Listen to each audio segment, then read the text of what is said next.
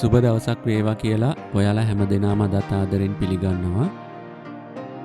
අද මම ඔයාලට කියලා දෙන්න හදන්නේ Sibelius Music Software එකේ document tab එක ඒ වගේම dynamics part යනුවෙන් හඳුන්වන්නේ මොනවද කියන එක. මුලින්ම මම ඔයාලට පෙන්නන්නම් මේ window එකේ document tab එක කොතනද තියෙන්නේ කියලා. දැන් ඔයාලට පේනවා ඇති මෙතන මේ full score කියලා තියෙනවා. මෙන්න මේ tab එක තමයි අපි document tab එක කියලා කියන්නේ. දැන් ඔයාලට මේකේ පේනවා ඇති දකුණු පැත්තේ කෙළවරේම තියෙනවා plus mark එකක්. මෙන්න මේක ක්ලික් කරපුවාම අපට පේනවා මේ full score එකේ තියෙන සම්පූර්ණ instrumentation එක මෙතනින් අපට බලා ගන්න පුළුවන්. එතකොට අපට පුළුවන් මේ score එකේ තියෙන ඕනම මියුසික් එකක තනි නොටේෂන් එකක් විදිහට අපට ස්ක්‍රීන් එකට ගන්න පුළුවන්. මෙන්න මෙතනින් අපට වුමනා ඉන්ස්ට්‍රුමන්ට් එකට ක්ලික් කරපුවාම මම උදාහරණයක් විදිහට trumpet in B flat කියන එකට ක්ලික් කරලා පෙන්නන්නම්. දැන් ඔයාලට පේනවා ඇති trumpet in B flat කියන එක මෙතන වෙනම ටැබ් එකකින් ඇවිල්ලා තියෙනවා. ඊට අමතරව full score කියන එකත් මෙතන තියෙනවා. එතකොට trumpet in B flat එකට යන්න ඕන නම් අපට මෙතනින් මේ විදිහට ක්ලික් කරගන්න පුළුවන්. මම trombone කියන ඉන්ස්ට්‍රුමන්ට් එකත් මෙන්න මේ විදිහට ඕපන් කරලා පෙන්නන්නම්. දැන් ඔයාලට පේනවා ඇති ඒකත් වෙනම ටැබ් එකකින් වින්ඩෝ එකට ආවා. ඊට අමතරව තව ෂෝට්කට් එකක් මම කියලා දෙන්නම්.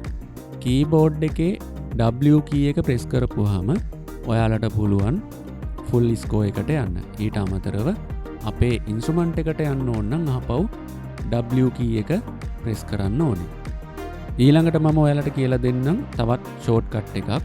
මේ ටැබ් අතර මාරු වෙන්න ලේසිම විදිහක්.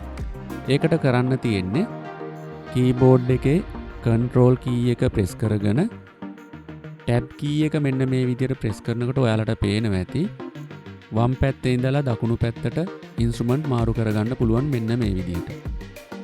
ඊට අමතරව දකුණු පැත්තේ ඉඳලා වම් පැත්තට ඉන්ස්ට්‍රුමන්ට් මාරු කරන්න නම් කීබෝඩ් එකේ control key එකයි shift key එකයි ටැබ් එක මෙන්න මේ විදිහට ප්‍රෙස් කරනකොට ඔයාලට පේනවා ඇති වම් පැත්තට ආපු විදිහ.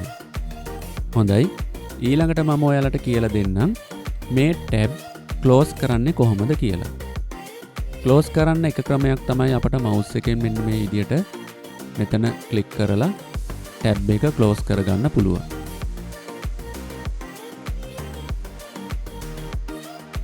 ඊට අමතරව කීබෝඩ් එකේ control key එකයි W key එක ප්‍රෙස් කරපුවාමත් මෙන්න මේ විදිහට ක්ලෝස් කරගන්න පුළුවන් අපි ඕපන් කරගත්තු tabs.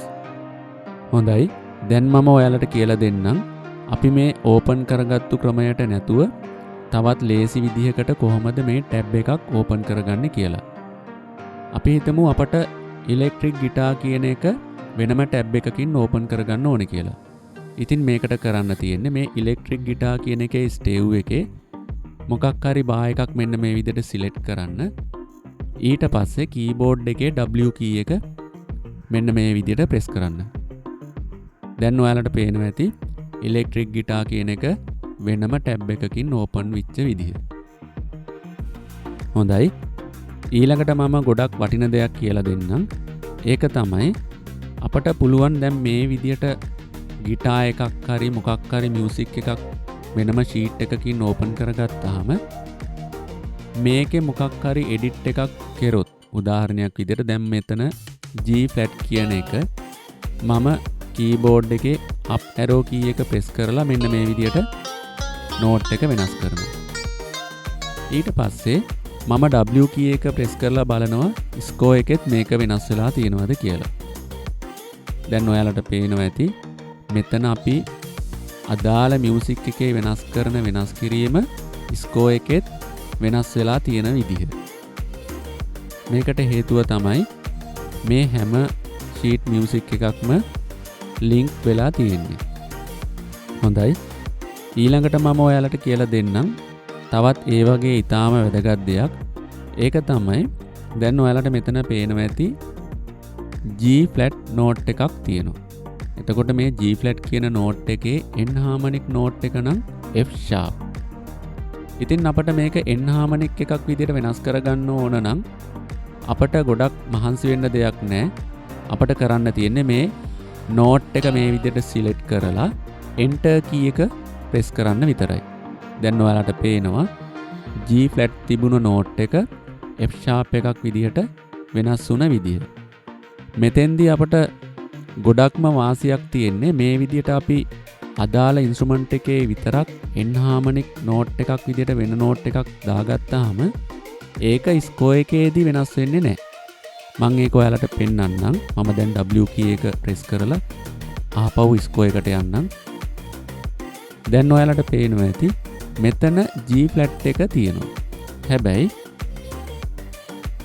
අපේ ගිටාර් මියුසික් එකේදී එන්හාමනික් එකක් විදිහට ඒක F sharp එකක් විදිහට තමයි තියෙන්නේ. මේක Sibelius music software එකේ තියෙන ගොඩාක් වටිනම features එකක්. ඊළඟට මම ඔයාලට කියලා දෙන්නම්. දැන් මේ විදිහට full score එකෙන් අපට වොමනා ඉන්ස්ට්‍රුමන්ට් එක විතරක් මේ විදිහට සිලෙක්ට් කරගත්තාම අපට මේක වෙනම වින්ඩෝ එකකින් ඕපන් කරගන්නේ කොහොමද කියන එක. ඒකට කරන්න තියෙන්නේ මෙතන මේ දකුණු පැත්තේ කෙළවරේ තියෙන ප්ලස් මාක් එක ක්ලික් කරන්න. ඊට පස්සේ මේ පහළම තියෙනවා new window කියලා section එකක්. මෙන්න මේක ක්ලික් කරන්න. දැන් ඔයාලට පේනවා ඇති අලුත් window එකකින් මේ sheet music එක විතරක් මේ instrument එක විතරක් තියෙන එකක් open වුණ විදිය. දැන් මම ඔයාලට පෙන්නන්නම් ස්කෝ එකක් තියෙනවා මෙන්න මේ විදිහට. අපි පල්ලෙහාට ඇවිල්ලා බලමු. මේක ක්ලික් කරගෙන ඔයාලට පේනවා ඇති අර මුලින් අපි ඕපන් කරගත්තු ඒවා ඒ විදිහටම තියෙනවා. ඊට අමතරව තමයි මේක new window එකක් විදිහට ඕපන් උනේ. ඉතින් මෙන්න මේ වගේ දේවල් ඔයාලා දැනගන්න ඕනේ Sibelius music software එකේ music ලියනකොට. ඉතින් මේ දේවල් ඔයාලට ගොඩක් වැදගත් වෙනවා.